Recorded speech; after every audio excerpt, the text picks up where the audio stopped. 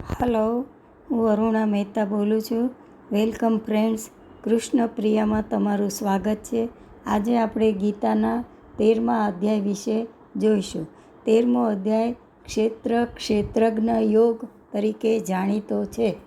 13મા અધ્યાયમાં અર્જુન શ્રી કૃષ્ણને પૂછે છે, હે કેશવ, પ્રકૃતિ અને પુરુષ, ક્ષેત્ર અને ક્ષેત્રજ્ઞ, જ્ઞાન અને જ્ઞેય વિશે મને જાણવાની ઘણી જ ઈચ્છા છે. અર્જુનની ઈચ્છા જાણતા શ્રી કૃષ્ણ જણાવે છે, હે અર્જુન, આ શરીરને ક્ષેત્ર કહેવામાં આવે છે ને તેને જે જાણે છે તેને ક્ષેત્રજ્ઞ કહેવામાં આવે છે. બધાના દેહમાં ક્ષેત્રમાં ક્ષેત્રજ્ઞ તરીકે તું મને જાણ. આ ક્ષેત્રજ્ઞના વાસ્તવિક સ્વરૂપને જે જાણે છે તે જ્ઞાની છે. ક્ષેત્રજ્ઞનું તત્વ ઋષિઓ દ્વારા વેદ બ્રહ્મસૂત્રોના પદો દ્વારા પણ દર્શાવાયું છે.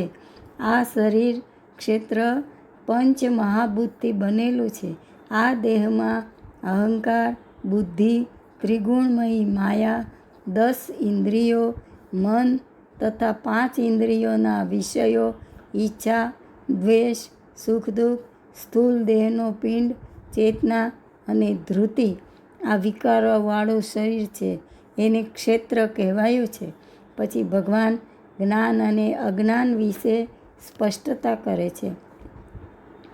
અમાનીપણું, અદંભીપણું, અહિંસા, સરળતા, ક્ષમા, આચાર્યની સેવા, પવિત્રતા, સ્થિરતા, માનસિક સંયમ, ઇન્દ્રિયોના વિષયો પર વૈરાગ્ય, અહંકાર રહિતપણું યાને કે નમ્રતા, જન્મ મરણ ઘડપણ, રોગોમાં દુઃખ દોષ જોવા, અનાસક્ત યુગથી ઘર આદિ પર મમતાનો અભાવ, નિત્ય ચિત્તની સમાનતા અને મારા પ્રત્યે અનન્ય ભક્તિને જ્ઞાન કહેવામાં આવ્યું છે. જ્યારે આનાથી ઉલટું છે તે બધું અજ્ઞાન કહેવાય છે.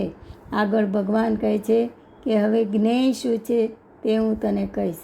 જેને જાણીને માણસ મોક્ષ પામે છે તે જ્ઞેય છે. તે અનાદિ પરબ્રહ્મ છે. તેને કહેવાય સત કે ન કહેવાય અસત. આ લોકમાં તે બધું વ્યાપીને રહેલ છે. તેના વિશે બધી ઇન્દ્રિયોના ગુણોનો આભાસ થાય છે. તે ગુણ રહિત છે છતાં ગુણોનું ભોગતા છે. ભૂતોની બહાર, અંદર, ગતિમાન, સ્થિર, દૂર, નજીક છે. તે અવિભક્ત છે છતાં વિભક્ત જેવું છે. તે પ્રાણીઓનું પાલક નાશક ને ફરી ઉત્પન્ન કરતા છે. તે જ્યોતિઓનું પણ જ્યોતિ છે. તે અંધકારથી પર જાણવા યોગ્ય જ્ઞાનથી મપાય તેવું અને બધાના હૃદયમાં વસે છે. મારો ભક્ત ક્ષેત્ર, જ્ઞાન અને જ્ઞેય વિશે જાણીને મારા સ્વરૂપ સુધી પહોંચવાને યોગ્ય બને છે. આગળ ભગવાન પ્રકૃતિ અને પુરુષ વિશે જણાવે છે. પ્રકૃતિ અને પુરુષ અનાદિ છે. તમામ વિકારો અને ગુણો પ્રકૃતિમાંથી ઉત્પન્ન થાય છે. પ્રકૃતિ એ કાર્ય અને કારણના કર્તાપણામાં હેતુ બને છે. જીવાત્મા સુખ અને દુઃખના ભોગતાપણામાં હેતુ બની જાય છે. ગુણોનો સંગ જ જીવાત્માને સારી ખરાબ યોનિમાં જન્મ લેવા કારણભૂત બને છે. આ જીવાત્મા શરીરમાં રહેવા છતાં ને તેનાથી અલગ છે. તે પાસે રહેલો છે હોવા છતાં કેવળ દ્રષ્ટા છે. કામ કરવા દેનાર છે, પાલન કરનાર છે, ભોગવનાર છે અને તેને પરમેશ્વર પરમાત્મા કહેવાય છે. એ રીતે પુરુષને પ્રકૃતિને તેના ગુણો સાથે જે જાણે છે તે ગમે તે સ્થિતિમાં હોવા છતાં મુક્ત થઈ જાય છે. કેટલાક લોકો દેહમાં રહેલા આત્માને બુદ્ધિ દ્વારા ધ્યાન વડે, કેટલાક જ્ઞાન યોગ વડે અને કેટલાક કર્મયોગ વડે દેહમાં આત્માને જુએ છે.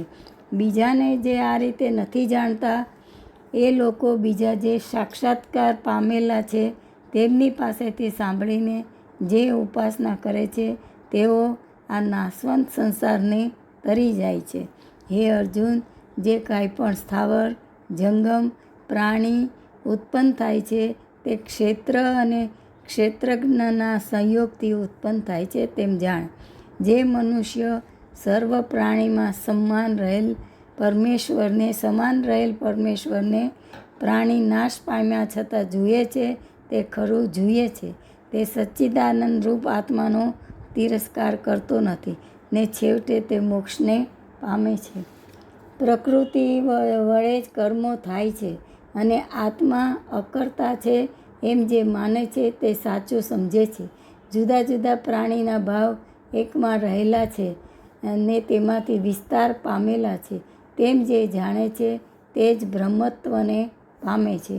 પરમાત્મા અનાદિ અને નિર્ગુણ હોવાથી અવિકારી છે, જેથી કરીને શરીરમાં રહેવા છતાં પણ કાંઈ કરતા નથી ને કર્મફળથી લેપાતો નથી. દેહમાં રહેલો આત્મા દૈહિક ગુણોથી દોષવાળો થતો નથી. હે અર્જુન, જેમ એક સૂર્ય આખા જગતને પ્રકાશિત કરે છે તેમ આત્મા સમગ્ર શરીરને પ્રકાશિત કરે છે.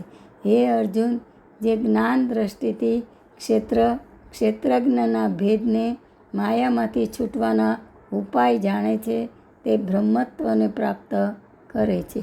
જય શ્રી કૃષ્ણ.